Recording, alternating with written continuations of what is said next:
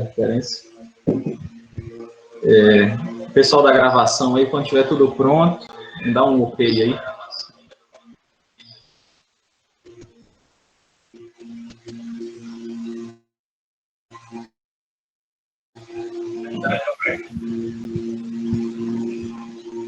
Só um instantinho aqui.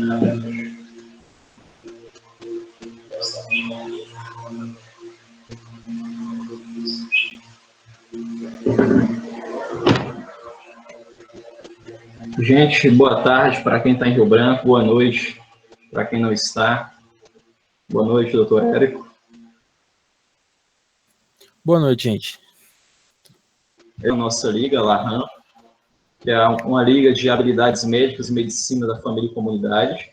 Hoje o tema da nossa aula é anamnese, princípios teóricos e práticos. O professor, né, o palestrante de hoje, o doutor Érico, que é um médico de família e comunidade. Ele atua atualmente em Brasília.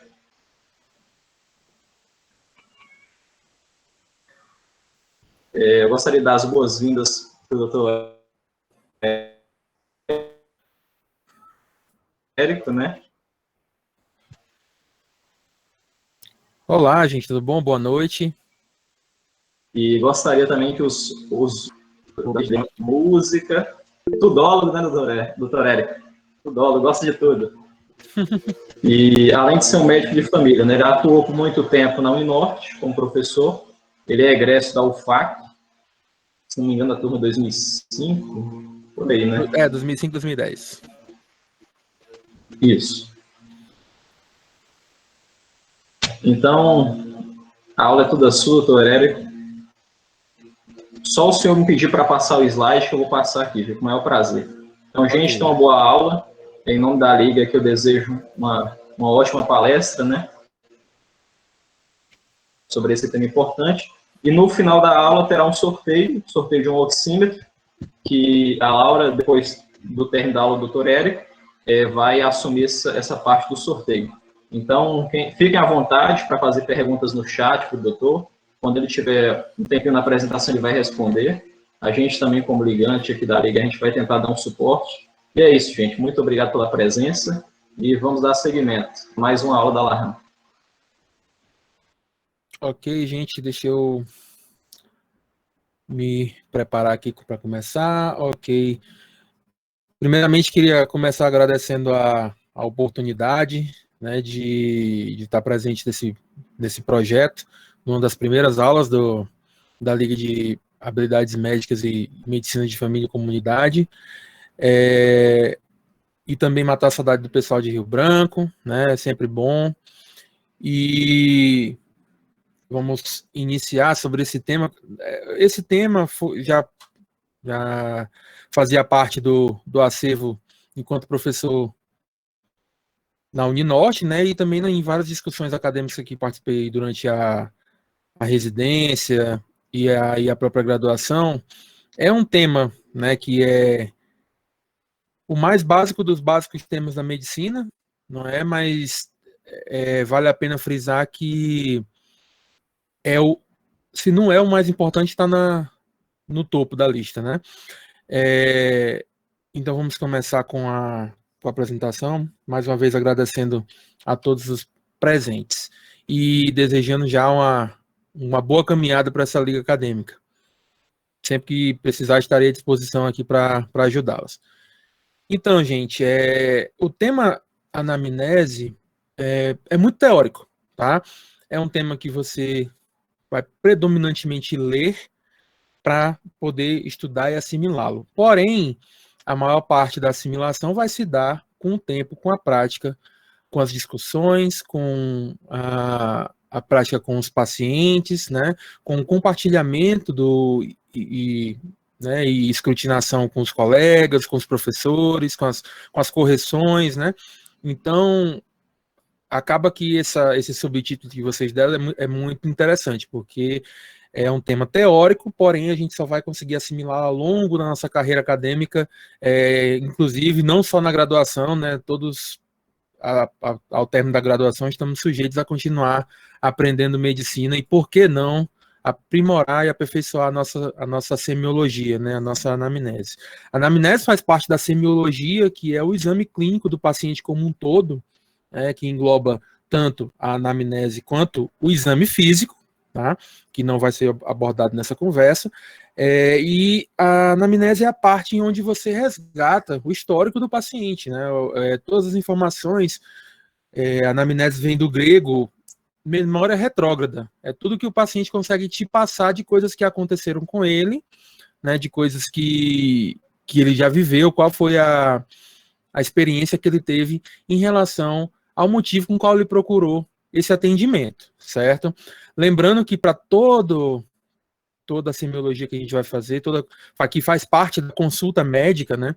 A gente precisa de alguns, de um alicerce que basicamente se dá num ambiente que a gente está atuando, né? De preferência, a gente pode já agregar o consultório que a gente está atendendo, né? Um ambiente tem que ser um ambiente tranquilo, porque a gente vai precisar escutar o paciente.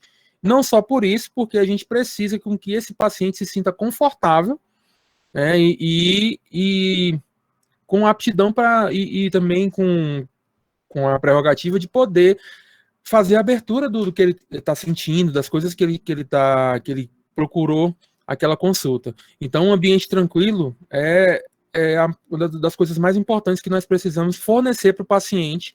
É claro que nem todas as nossas intervenções médicas serão feitas em consultório, a gente vai fazer visita domiciliar, a gente pode atender um paciente em ambiente de emergência extra-hospitalar, mas o quanto mais a gente puder fornecer de tranquilidade para o nosso ambiente onde a gente está interpelando esse paciente, melhor. E junto com isso anda a relação médico-paciente que a gente tem que construir no decorrer desse atendimento, e uma boa apresentação pode levar já a iniciar com a boa relação médico-paciente. Lembrando que tudo que a gente vai interrogar para o paciente, né, ele precisa estar sentindo confiante, a gente passa essa confiança para que ele possa fornecer essas informações, certo? E a gente pode, né, como é um interrogatório, né, feito através de escuta de perguntas, a gente pode ter um tipo de posição dependendo do momento em que a gente esteja na consulta. Uma posição ativa seria que a gente pergunte as coisas que a gente quer saber para o paciente. Perguntas objetivas, geralmente, perguntas que podem ser respondidas com sim ou não, ou com dados específicos. E uma postura passiva, onde a gente pode estar ouvindo o paciente de uma forma mais aberta e pescando as informações, retirando as informações desse discurso mais aberto do paciente, né? Então, o ideal é que a gente tenha a postura, uma posição mista, né? Que a gente possa deixar o paciente livre para contar a sua história e a gente conseguir extrair as informações que a gente acha necessário, e nos momentos que a gente acha que a gente precisa de informações específicas, a gente pode assumir uma postura ativa e perguntar coisas, dados objetivos para o paciente, como datas, características de sintoma e assim por diante, certo? Pode passar o slide, por favor.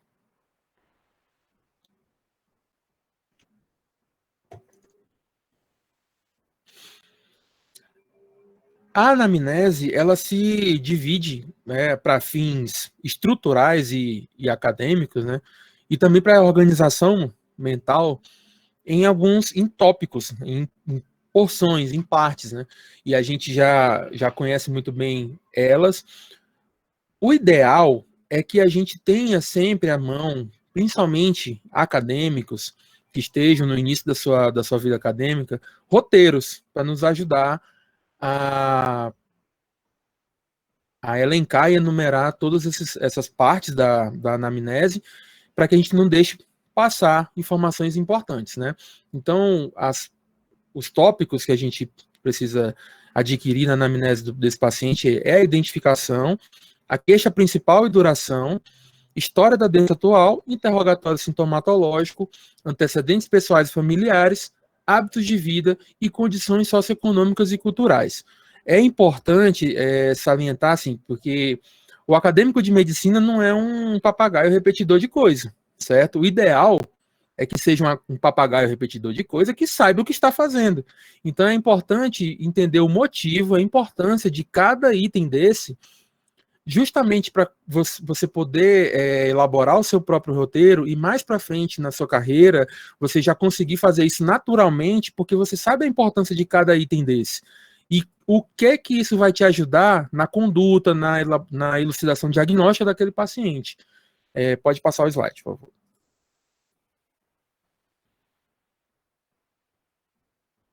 Começando pela identificação do paciente, a gente tem dados que são basicamente um censo, né, uma pesquisa demográfica daquele paciente. O nome, né, atentando também para a questão do nome social, né, no caso da diversidade de gênero, certo? É importante anotar, tomar nota do nome de batismo, o nome que teve em documento e também os nomes sociais desse paciente. Idade, cor, estado civil, naturalidade, procedência, profissão, escolaridade e religião são as principais.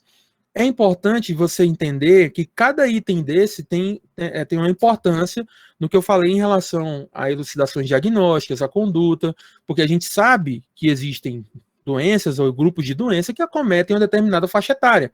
Então é importante para saber a idade do paciente, não por questões burocráticas, mas porque a gente precisa, muitas vezes, no nosso raciocínio diagnóstico, a gente precisa encaixar o paciente em grupos epidemiológicos. Então, a idade desse paciente é importante. O gênero, né?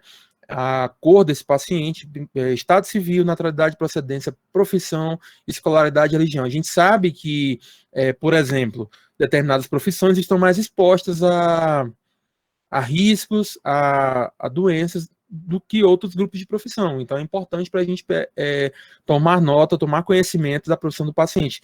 O grau de escolaridade, por exemplo, interfere muito no nível de entendimento do paciente. Então, a gente conhecendo a escolaridade do paciente facilita muito para a gente na hora da gente decidir nossa conduta e quando for passar orientações para esse paciente a respeito do seu tratamento, do seu diagnóstico, a gente escolher uma linguagem mais adequada para aquele paciente, certo? Paciente que tem níveis mais elevados de escolaridade, talvez.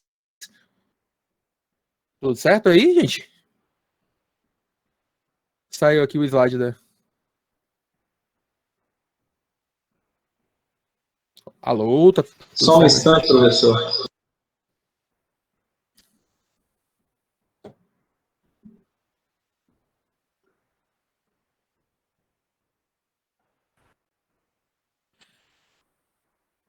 Ok. Então, assim, como eu estava falando, tá tudo ok aí já? Certo. Como eu estava falando, é importante a gente saber esses itens, porque a gente precisa conhecer a característica da vida do paciente para a gente poder ter uma conduta melhor, ter uma elucidação diagnóstica melhor, certo? Pode passar o slide. Então, a gente entra, talvez, no item mais importante da anamnese, né? Que é a queixa principal e a duração, e o próximo item que é a história da doença atual. A queixa principal e duração é o que levou o paciente a procurar aquela consulta, a chamar aquela ambulância, a procurar a unidade de saúde, a procurar uma UPA. Foi o motivo o qual levou esse paciente a procurar essa assistência, certo? Precisa ser o mais sumário, o mais objetivo e simples possível, e de preferência com os termos usados do paciente, certo? Um exemplo que eu coloquei aqui é, doutor, cheguei, eu vim aqui porque eu estou com as costas doendo. Tem quanto tempo? Tem 3 dias. Então, a queixa principal é dor nas costas há 3 dias. A gente não vai colocar dorsalgia, lombalgia aqui, termo técnico, né? A gente vai colocar a queixa que o paciente referiu com os termos utilizados por ele. Se for dor de cabeça, vai ser dor de cabeça. Se for queda, aí você vai colocar paciente queda há 2 horas, certo? E aí você pode fazer essa abordagem com perguntas simples, né? Que você normalmente até um pouco de tabu falar sobre isso, porque tem muitas perguntas abertas. A gente pode fazer o que ele trouxe aqui, qual é o motivo da consulta, em que eu posso lhe ajudar. né? O que o senhor está sentindo? A gente sabe que essas perguntas são um pouco vagas e dependendo do nível de escolaridade e entendimento do paciente, né, talvez ele não entenda, mas a gente perguntando em que eu posso ajudá-lo, geralmente vai fazer com que ele comece a falar e geralmente começa com a queixa principal. Aí vocês podem perguntar, mas sempre o primeiro sintoma que o paciente falar? Não necessariamente, porque muitas vezes o paciente é poliqueixoso, né, apresenta várias queixas no momento da consulta, porém a queixa principal daquele paciente não foi a primeira que ele falou. A gente tem que levar em consideração a importância da queixa principal. Doutor, estou com um problema em casa, estou com muita dor de cabeça. Começou a falar abertamente, estou com muita dor de cabeça, muita dor no corpo. E num determinado momento em que ele falou, ele disse que teve uma queda hoje em casa porque escorregou. E essa queda foi a que que fez ele procurar assistência. Então, no caso, a gente vai colocar queda a 2 horas, porque foi o que levou esse paciente para a consulta. Quando a gente chegar no interrogatório sintomatológico lá na frente, a gente vai começar a descrever as outras queixas que esse paciente vai apresentar. Lembrar sempre que a queixa principal e duração é sobre o motivo principal que o levou a procurar assistência. Pode passar. Professor, posso fazer a pergunta agora ou vai ser no final? Pode fazer. Eu tenho uma dúvida quanto à queixa principal, é de quando o paciente ele já chega com um diagnóstico. Ele fala assim, doutora, eu estou com gastrite. Daí eu fico muito na dúvida se eu vou escrever ali no prontuário que o paciente queixou gastrite ou se eu vou tentar explorar, falar assim, mas como que é essa gastrite? E aí eu vou anotar o sintoma da gastrite. Duas coisas. Pela literatura, nada te impede a colocar gastrite a 30 dias, por exemplo. Né? Você vai perguntar, o seu paciente chegou, né? Doutor, eu tô com gastrite. Aí você vai perguntar, tem quanto tempo isso? 1 mês. Então você pode colocar gastrite a 1 mês, porque foi o que o paciente falou. Mas também você pode, ao interrogar mais o paciente, perguntar e extrair qual é o sintoma mais importante dessa gastrite que ele está apresentando, né? Aí, uma pergunta que normalmente eu faço para esse paciente que já chega com um diagnóstico assim como é essa gastrite? O que você começou sentindo, por exemplo, né? Doutor, foi uma dor no estômago. Essa dor, aí você continua, né? Então você pode colocar também na queixa principal dor no estômago a 1 mês. Mas pela literatura, nada te impede a colocar a gastrite a 1 mês. Entendeu? Entendi, obrigada. Teoricamente, o certo seria colocar o sintoma, né? Porque gastrite não é um sintoma, mas é as palavras do paciente, é como o paciente entende aquele negócio, é o que ele está sentindo, né? Então, eu colocaria, eu continuaria, né, perguntando como é essa gastrite? Me explique como é que você começou a sentir, como é que foi? Aí eu passei, doutor, eu comecei com a dor no estômago, aí você vai perguntar qual é a característica da dor, tudo conforme o protocolo, e aí, lá na hora de colocar na queixa principal, você pode colocar dor no estômago a 30 dias, tá? Mas, assim, para fins teóricos mesmo, de literatura, nada impede você colocar gastrite a 30 dias, tá? Porque é o termo que o paciente utilizou. Então, prosseguindo, agora talvez é a parte mais importante, né, da anamnese, que é a história da doença atual. Nela, você vai fazer uma descrição, uma narrativa, uma ampliação da queixa principal. E como eu falei em narrativa, a narrativa, o aspecto mais importante dela é a cronologia, a ordem cronológica. É como começou, como evoluiu e como está agora. Por quê? Quando você vai contar uma fofoca para outra pessoa entender, você tem que fazer essa pessoa entender como começou, como se sucedeu e como está agora as coisas, né? Então, como bons fofoqueiros que nós somos, os médicos, né? A gente tem que saber contar uma história. Comece do começo e descreva a sequência das coisas que aconteceram e termine com o estado atual. Ninguém sabe o futuro, né? Então, a gente vai terminar a HDA como está hoje. Então, a gente tem que confeccionar a nossa HDA baseada nos sintomas que se relacionam com a queixa principal. Se o paciente chegou com uma dor de cabeça há 3 dias, você vai escrutinar essa dor de cabeça, vai perguntar todos os sintomas, tal. Quando você for escrever, você vai colocar os sintomas que estejam relacionados com essa queixa. Um eventual náusea, vômito, né, palpitações.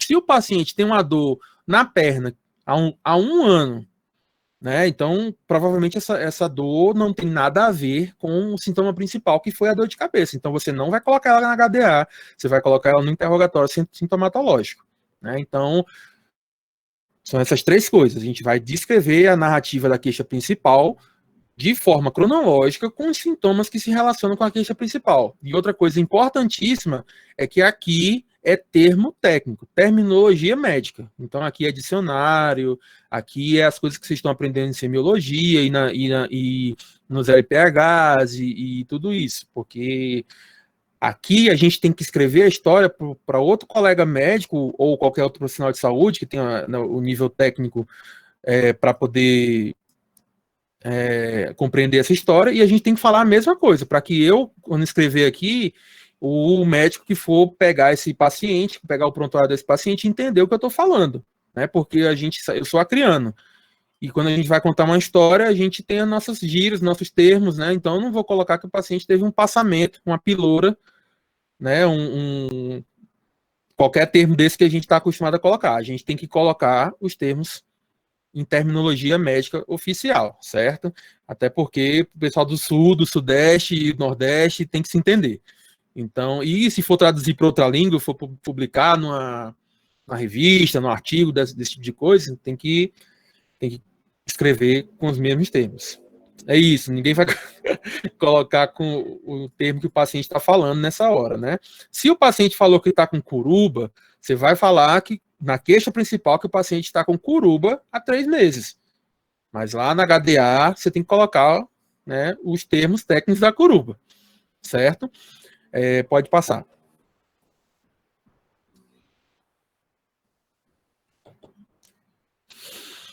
Para isso, né, a gente precisa de uma técnica, né, de um protocolo, de um passo a passo para confeccionar essa HDA, né? A gente precisa iniciar, né? Como começou esse início aqui é o início do sintoma, quando começou e como começou, as características do sintoma. As principais características vão depender de cada sintoma, certo? Por exemplo, febre tem a intensidade, né? Na dor também a gente tem intensidade. A gente pode utilizar de vários artifícios para isso, a escala visual de dor, ou uma escala mais subjetiva para isso, mas a gente tem que descrever as características de cada sintoma. A duração, a intensidade e a periodicidade são os principais, né? A intensidade a gente pode colocar leve, moderada, intensa, grave, ou então utilizar, por exemplo, no caso de dor, a gente pode perguntar para o paciente, utilizando a escala visual de dor, ou pedir para que o paciente dê uma nota de 0 a 10 para sua dor, ok? E colocar isso na descrição. E periodicidade é o tempo, de quanto em quanto tempo isso está acontecendo, e quanto tempo dura o sintoma e quanto tempo entre os episódios, né, há entre os episódios, certo? Fatores de melhora ou piora, como o próprio nome diz, são coisas que o paciente faz, ou usa, ou utiliza medicamentos, ou posições corporais, ou qualquer outra coisa, que melhorem, que interferem no sintoma, tanto para melhorar quanto para piorar, certo? Relação com outras queixas, eu dei o exemplo da cefaleia, talvez seja uma mais clássicas, por exemplo, na enxaqueca, né, a migrânia. É muito comum que a cefaleia da migrânia esteja associada a outros sintomas, como náuseas, vômitos, fotofobia, sintomas visuais, ok? E a gente, conhecendo as doenças, a gente vai entender a relação entre os sintomas para a gente poder escrever melhor a nossa HDA. E aí a evolução, como começou, né, melhorou com um determinado tratamento, depois passou um tempo sem sentir o sintoma, e depois retornou com tanto tempo, com a intensidade menor, com a intensidade maior, E culminou hoje, por exemplo, o paciente persiste o sintoma com a intensidade moderada. Então, a gente tem que dizer como ele iniciou, com quais características, o que interfere com esse sintoma, como evoluiu e qual a situação atual. Pode passar o slide. Como se trata de uma clínica de medicina de família, eu tomei a liberdade de colocar, aqui mesmo na HDA, alguns elementos, alguns princípios do método clínico centrado na pessoa. Que esses princípios, os dois primeiros, eles podem ser utilizados desde já na anamnese. Por quê? Volta só um slide para mim, por favor. Isso. Esses aspectos aqui estão no livro de semiologia do Porto, 8ª edição, certo? E o próximo slide. É muito importante para a gente saber o que cada sintoma interfere na vida desse paciente. Para algumas pessoas, uma dor de cabeça, uma cefaleia,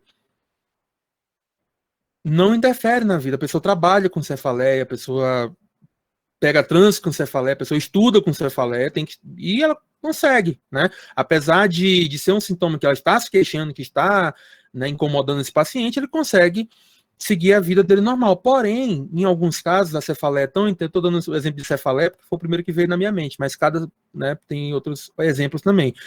Tem algumas outras pessoas que experimentam uma cefaleia que impedem que a pessoa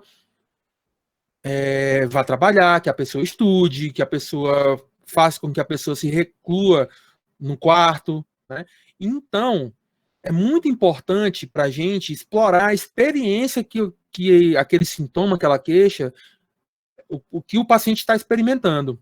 Porque é muito importante a gente entender a pessoa como um todo, né, tanto individual, no núcleo familiar e no contexto que ela vive, tanto social, econômico, cultural, porque isso vai modificar a conduta lá na frente. É muito ruim para uma pessoa, esse mesmo exemplo de uma pessoa que está com migrânia, é muito ruim para ela que ela permaneça sendo exposta à luz intensa, a fatores de estresse. Então, a gente pode tomar condutas diferentes se a gente entender o contexto que aquele paciente vive. Por exemplo, um paciente com uma fratura na mão vai ser impossibilitado de realizar trabalhos manuais e, por isso, provavelmente não vai conseguir desempenhar sua atividade laborativa da maneira adequada. Então, é importante entender o que aquilo traz para ele. Se for um paciente que, por exemplo, dependa da atividade laborativa manual para adquirir sua renda, e ele esteja com uma fratura na mão, por exemplo, ele não vai conseguir trabalhar para comprar o remédio que a gente vai, né, a medicação que a gente pode propor para ele. Então, a gente tem que pensar nisso tudo. A gente adicionar todos aqueles elementos que o Porto traz e, além disso, colocar o que esse sintoma está interferindo no contexto daquele paciente, tanto individual quanto social, certo? Pode passar o slide. Nesse exemplo que eu trouxe, a gente pode ver cada ponto desse, certo? Eu vou ler para vocês aqui, ó. Paciente hipertenso e diabético há 10 anos, relata dor precordial de forte intensidade, nota 9 em 10, que iniciou há cerca de 3 meses, desencadeada pelo esforço físico, ao subir uma ladeira ou escada, é contínua, irradia para braço esquerdo e mandíbula, acompanhada de sudorese e náuseas, e melhora com repouso e nitrato sublingual.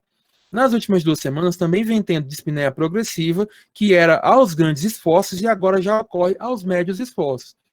Tais sintomas têm preocupado bastante o paciente, está prejudicando suas atividades diárias. Então, a gente pode ver aqui, ó, que a gente... essa informação aqui, paciente hipertenso e diabético, não é necessária na HDA, né? Isso aqui a gente pode colocar nos antecedentes patológicos do paciente, que vai ser relatado mais na frente. Então, vou começar aqui. O paciente relata dor precordial de forte intensidade, então é o início, né? O sintoma, com a característica dele, nota 9 de 10, que iniciou há cerca de 3 meses, então tem o início.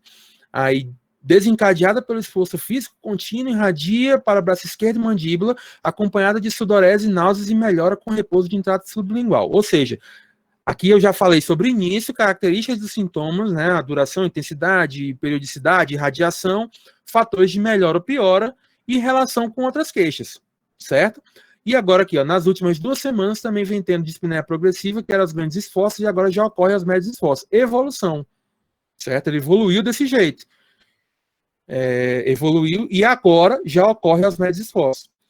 Os sintomas têm preocupado bastante e o paciente está prejudicando sua atividade de vida diária, ou seja, experiência da doença do paciente. Então, essa HDA, a gente vê que 3, 6, 9 linhas, a gente conseguiu contemplar todos aqueles pontos que a gente descreveu no slide, certo? Aí já falando aqui, parece AM, parece bastante. Então, assim, para você ver que isso aqui não foi o que fiz, né? Eu copiei de um livro.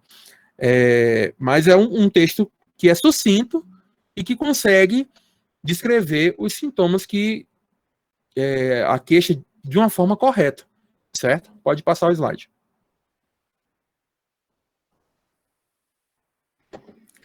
E agora a gente chegou na parte do interrogatório sintomatológico.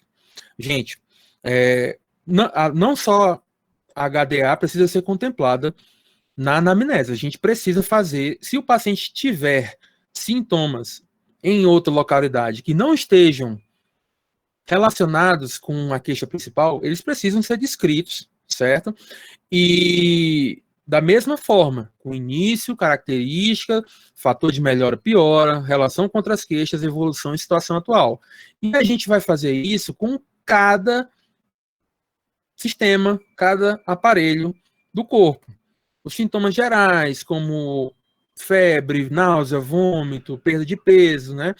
Pele, fâneros, cabeça e pescoço, tórax, abdômen, assim sucessivamente. Gente, isso daqui é roteiro, tá? Vocês vão...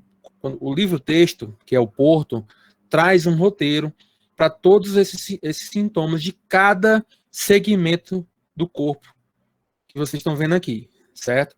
Então, o ideal é vocês estarem na faculdade, nos seus campos de prática, com o seu roteiro, tá? Para vocês praticarem isso. E quando vocês forem rodar nos diversos ambulatórios de cardiologia, né, de endócrino, de pediatria, de ginecologia e obstetrícia, vocês vão ver que cada sistema desse é contemplado de uma maneira mais aprofundada, né? E essa oportunidade que vocês têm de praticar, certo? Então, é roteiro, tá? É aquela parte que a gente falou do papagaio repetidor. Só que a gente tem que ter a ideia de que cada sintoma desse, a gente tem que fazer aquele mesmo protocolo. Início, característica do sintoma, fator de melhora e piora, relação com outras queixas, evolução e situação atual. E durante a nossa consulta, o ideal é que nós perguntemos cada uma dessas queixas, tá? Pode passar o slide.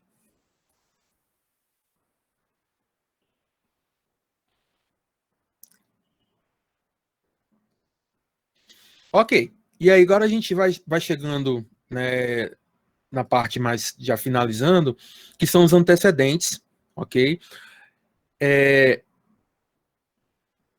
O que não tiver relação com HDA e sintomas atuais, e aí vocês vão colocar nos antecedentes do paciente, certo? Tudo que aconteceu com aquele paciente. A gente costuma dividir entre antecedentes fisiológicos, que são a história natural da pessoa, a gestação, o nascimento, o desenvolvimento neuropsicomotor, o desenvolvimento sexual. É importante salientar que a gente sabe que existem cada parte dessa tem suas especificidades. Por exemplo, no nascimento a gente pode inquirir do paciente se foi parto vaginal, se foi parto cesariano, por qual foi o motivo, se ele teve alguma complicação no nascimento, no parto, como foi a gestação da qual ele foi gerado, como se deu a criação, a infância, a gente pode colocar, inclusive, a vacinação aqui, e o desenvolvimento sexual. Lembrando que esses antecedentes vão ter mais importância, claro que o ideal é coletar de todos, mais importância se a gente estiver pensando em queixas, né, que se justifiquem por eles. Por exemplo, se a gente está diante de uma paciente que está com a queixa de, por exemplo, um atraso menstrual, é muito, muito, muito importante a gente perguntar para ela como foi o desenvolvimento sexual dela, as características da menstruação, quando começou, como é o tipo dessa menstruação, né? E aí, quando vocês estiverem no ambulatório de ginecologia e obstetrícia, vocês vão se aprofundar melhor sobre isso. E também tem algumas dificuldades. É muito difícil perguntar para um idoso de 88 anos como foi a gestação dele. Se ele teve APGAR de 9 e 10 no primeiro e quinto minuto no nascimento dele. Vai ser muito difícil um idoso de 90 anos saber disso. E para isso a gente pode ser um pouco mais malandro e recorrer a algumas ferramentas, né? Se a gente tiver acesso ao cartão da criança, a carteira da criança, cartão de vacinação, muitas vezes a gente pode encontrar essas informações, certo? Pode passar o slide. E aí tudo que a gente que não for fisiológico, que não for da história natural de uma pessoa, a gente vai colocar em antecedentes patológicos, né? Doenças que ele já teve, processos alérgicos, tanto para medicações como para alimentos e outras substâncias. Se ele já foi submetido a alguma cirurgia, qual foi, por qual motivo e quando, né?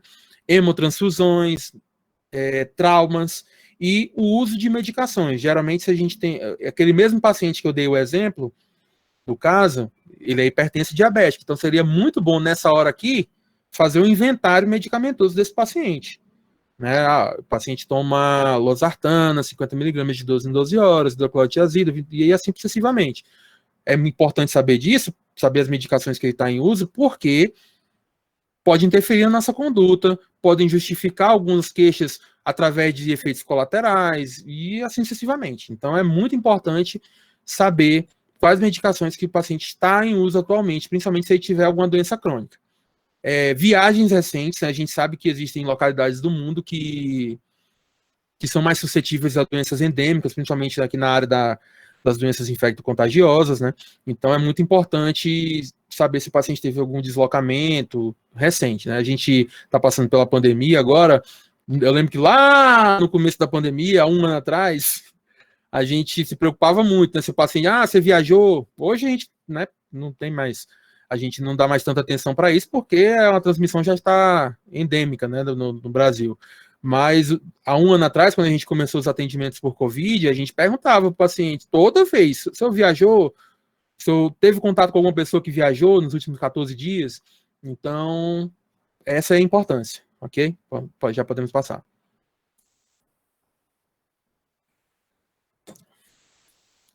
E aí, a gente vai passar para os antecedentes familiares, porque a gente precisa pensar sempre na possibilidade de diferenciar doenças adquiridas de doenças hereditárias.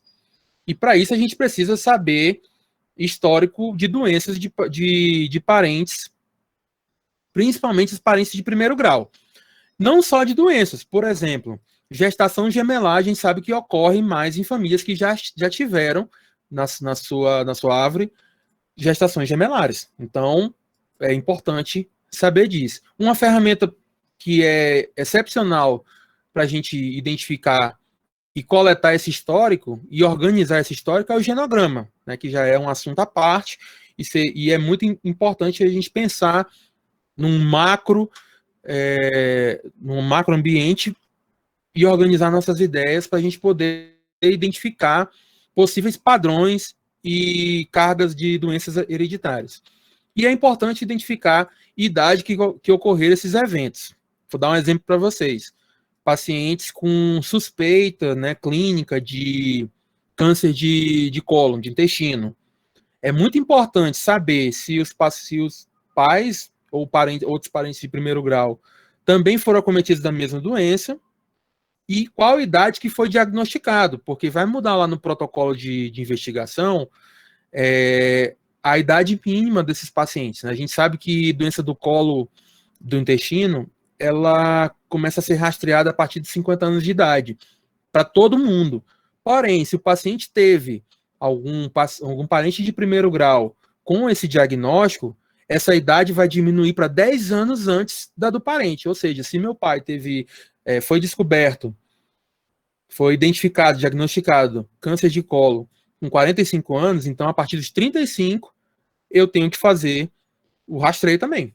Então é importante a gente saber disso, certo? E normalmente a gente pergunta para o paciente através de o tipo de pergunta que a gente faz é se os pais estão vivos, qual foi a causa da morte, é muito importante, né? Porque a gente sabe que doenças cardiovasculares, doenças neoplásicas, endocrinológicas, tem muita importância hereditária. Pode passar.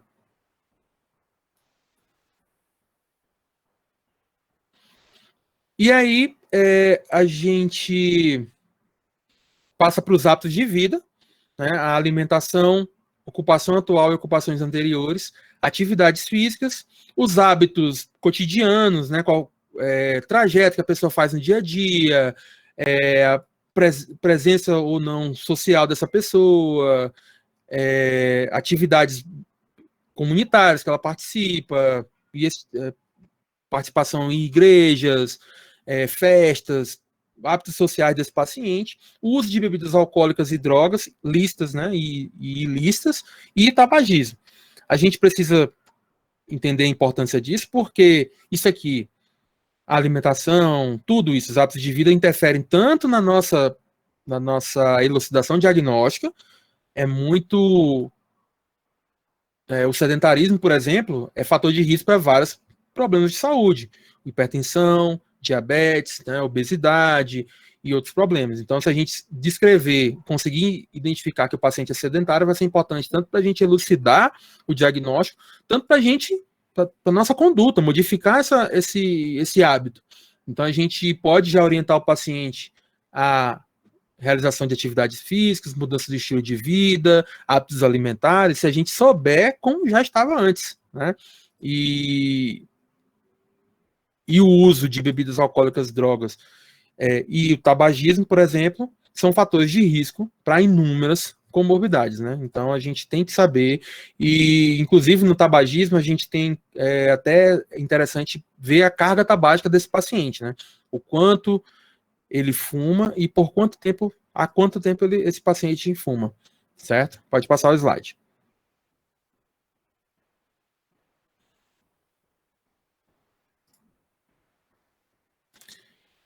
E finalizando a parte de anamnese, a anamnese, a gente tem as condições socioeconômicas e culturais. A gente precisa saber a localização e as condições de habitação desse paciente. As condições socioeconômicas, é muito importante a gente entender a renda desse paciente, as condições, o poder aquisitivo, né, e o quanto ele interpreta para a vida dele, esse poder aquisitivo dele, o quanto é impactante no estilo de vida. As condições culturais, principalmente as que fazem com que ele se sinta bem, né? A vida conjugal e o questionamento familiar, que a gente pode perguntar todas as relações que ele tem com seus parentes, principalmente os parentes mais próximos, certo? Por que é importante a gente saber disso? N motivos. A gente sabe que pacientes podem estar expostos a fatores de risco, dependendo da localização e das condições de habitação desse paciente.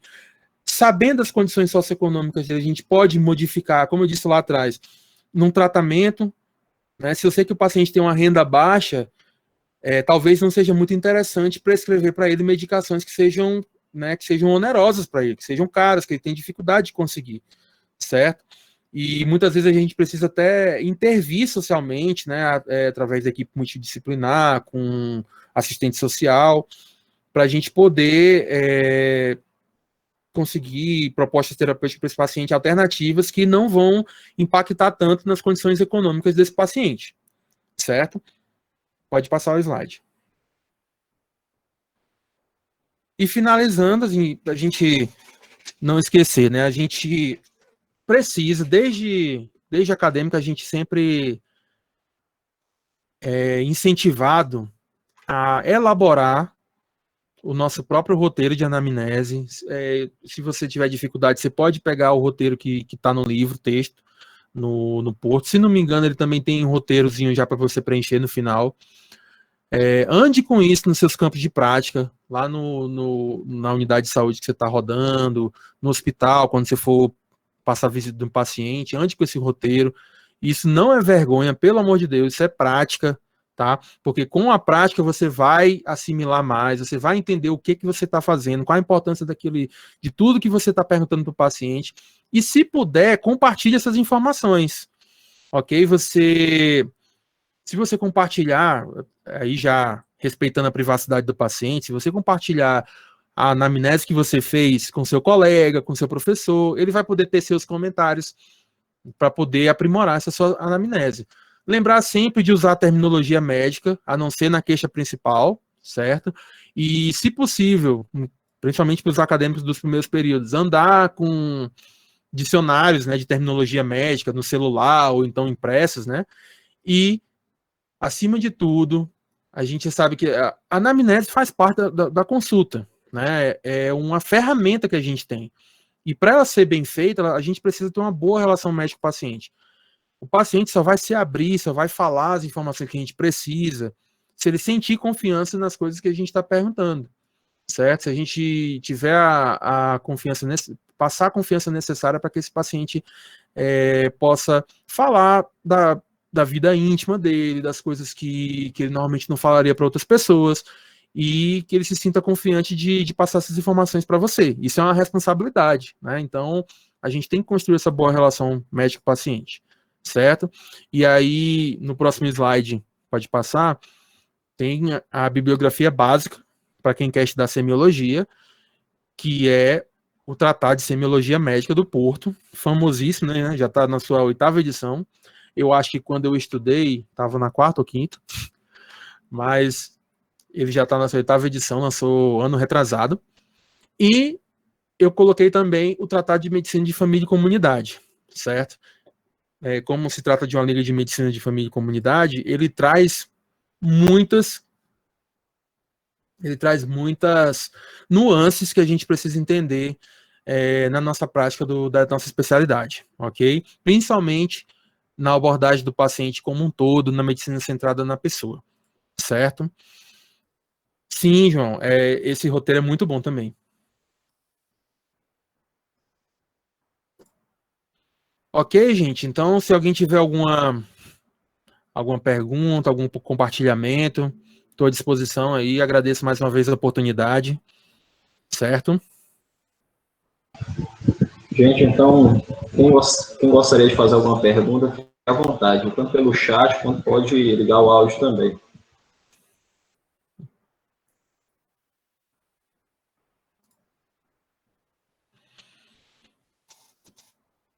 Doutor, eu queria mais era um conselho do senhor. A gente já sabe que a gente tem vivido, né, esse momento de pandemia, as práticas não estão acontecendo, a gente nem sabe quando é que vai voltar a acontecer. Se o senhor teria algum conselho para a gente? Tenho. Por enquanto as práticas estão interrompidas, leiam casos clínicos, certo? Vão nas bases de bibliografia médica e procurem por relatos de casos, certo? Eu acho que nesses portais de educação médica, que tem vários hoje, né? Também tem discussão de caso clínico. Então, o que eu recomendo para vocês fazerem enquanto as atividades são interrompidas, as atividades práticas, é que vocês leiam casos clínicos, discutam casos clínicos, inclusive podem até elaborar casos fictícios, né? E isso que a gente está fazendo, por exemplo, com a conferência é uma boa, né? Você programar, até fica como sugestão para a Liga, programar a discussão de caso clínico. Eu lembro que as reuniões da minha residência de medicina de família, a maioria a gente pouco discutia sobre casos, sobre aulas teóricas propriamente dita. A gente fazia isso mediante a apresentação de um caso clínico, aí a gente puxava a teoria. Para aprendizagem, isso é muito bom. E você vendo, por exemplo, casos clínicos publicados em grandes revistas, você vai ver o topo da arte, né? Essas revistas são super criteriosas, então você vai acabar fortalecendo a sua terminologia médica, você vai acabar fortalecendo o seu poder de síntese, de extração de conhecimento daquele assunto. Então é o que um conselho que eu posso dar é esse, certo? E conversar, dialogar com os colegas, professores que estiver disponível aí, a gente é o que a gente pode fazer nesse momento que as atividades são interrompidas, né?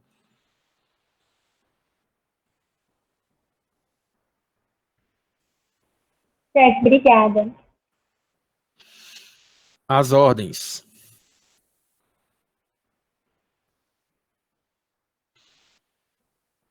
Deixa eu abrir aqui. Então, se alguém tiver mais alguma dúvida, fica à vontade. Professor, sobre o que o senhor disse de, nos primeiros períodos, andar com o seu modelinho, né? Porque às vezes a gente acha que é vergonhoso e tal, mas é pior se você vai e fica lá, Esquece. trava na hora e não tem nada para falar e você fica mal perdido. E aí uma dúvida que eu tenho também é que na prática a gente acaba vendo que o povo resume muito a anamnese. E aí você fica com medo de começar a ficar perdendo os conhecimentos que você está adquirindo. Tipo, dificilmente você vai ver alguém que faz ela todinha. Então, isso aí é um problema que sempre existiu e sempre vai existir, né? A gente nunca está no nosso ambiente ideal de trabalho, né? É muito comum que você veja um profissional, é muito incomum que você veja um profissional que todos os dias da sua prática faça a anamnese completa do paciente. Principalmente, assim, é muito menos comum ver isso em especialistas, né? Por exemplo, cardiologista ou endocrinologista acaba focando mais na sua área. Porém, infelizmente, isso não pode ser utilizado de desculpa, né? Eu lembro que a minha professora de semiologia era super caxias e sempre exigiu tudo da gente. Então, a gente tem que fazer, né? É difícil a gente ver. Hoje a gente sofre muito principalmente o paciente, com falta de registro em prontuário. O registro em prontuário é a ferramenta mais importante que a gente tem, né?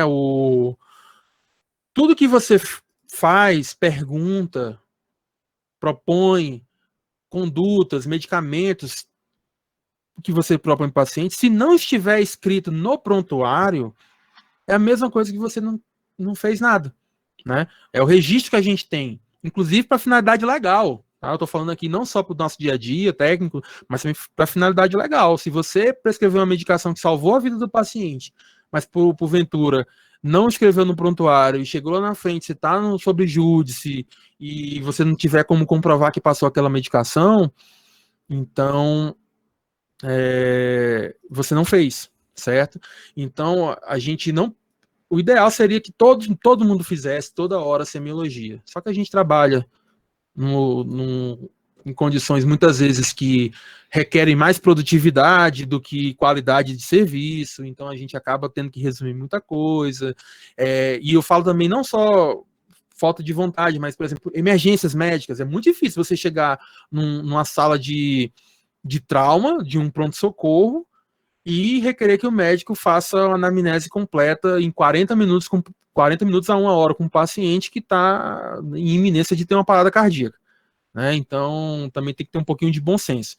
Mas aproveitem, né, ainda mais quando voltarem às práticas, para praticar nos pacientes num ambiente controlado, com seu professor do lado, porque ali você vai ter todo o tempo do mundo que leve 40. Eu lembro que a professora minha na época do hospital falava, ó, isso aqui não é uma visita médica, é para vocês praticarem, tá? Então vocês têm a tarde toda para vocês ficarem com o paciente lá no hospital. É claro que a gente tem que ter um pouquinho de bom senso, mas é melhor ainda sair com tudo coletado, tá? E assim, não precisa andar com um livro de semiologia, pelo amor de Deus, porque o livro pesa uns 6 quilos, né? Então pode imprimir a partezinha do roteiro, levar uma pranchetazinha, né? Às vezes disfarça mais um pouquinho e aí passa um pouquinho a vergonha. Que é normal, né? O médico tem uma pranchetazinha no hospital, né? Façam suas anotações, assim. Não precisa, uma coisa assim, não precisa escrever direto no prontuário. Inclusive, nem é recomendado, principalmente para quem está começando, tá? O prontuário é um documento, então você não vai ficar. É muito ruim você ficar paciente, sentindo tal coisa, aí risca, não, digo, não, é isso, entendeu? Elabora o seu texto, faz a redação, depois você passa limpo para o prontuário. A gente, hoje, com nas unidades de saúde, tendo computador, também até facilita mais, né? Você corrigir. Então, quando vocês voltarem aos campos de prática, aproveitem isso daí, tá? E assim, levem para a carreira acadêmica, para a carreira profissional de vocês, o máximo que vocês conseguirem, tá? A gente sabe que é difícil fazer a anamnese completa de todos os pacientes que vão a procurar pelo serviço, mas o máximo que vocês conseguirem fazer sempre é bem-vindo, tá, Matilde? Obrigada, professor. Professor, tem uma dúvida aqui, até um pouco pessoal, né?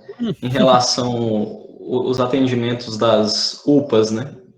Que é um atendimento rápido, que o médico fica muito pouco tempo com a pessoa, né? Com o paciente. E será que o sistema também ele não acaba deixando o médico propício a isso também? A esse atendimento inadequado? Você tocou num ponto importante, o sistema, né? Tem muita experimentação na saúde pública. Vamos testar isso aqui, vamos fazer isso. E as UPAs acabaram que são um modelo de atendimento para aqueles atendimentos que precisam ser feitos na hora, um sintoma mais intenso, que não é uma emergência de um risco de morte iminente, mas é um sintoma que precisa ser resolvido naquela hora. O ideal mesmo no sistema público de saúde é que nem existisse UPA. Tudo se resolvesse na atenção primária e que fosse acolhido e encaminhado para os serviços terciários de acordo com a demanda e os hospitais de pronto-socorro. Ok, só que a gente não vive na realidade, a gente não vive num conto de fadas, a gente precisa entender que existem sintomas que aparecem à noite, a unidade de saúde não funciona integralmente, então a UPA acaba que é uma necessidade. Como a gente pode fazer para melhorar isso? Né? Primeiro, a gestão, né, teria que ter um sistema mais bem integrado entre as unidades de saúde, onde lá na UPA, eu pudesse resgatar o prontuário do paciente que ele tem lá na UBS, e já ver que ele é um paciente que é hipertenso, que é diabético, que faz tratamento tal, que acontece isso, isso e isso, e assim melhorar meu atendimento numa UPA.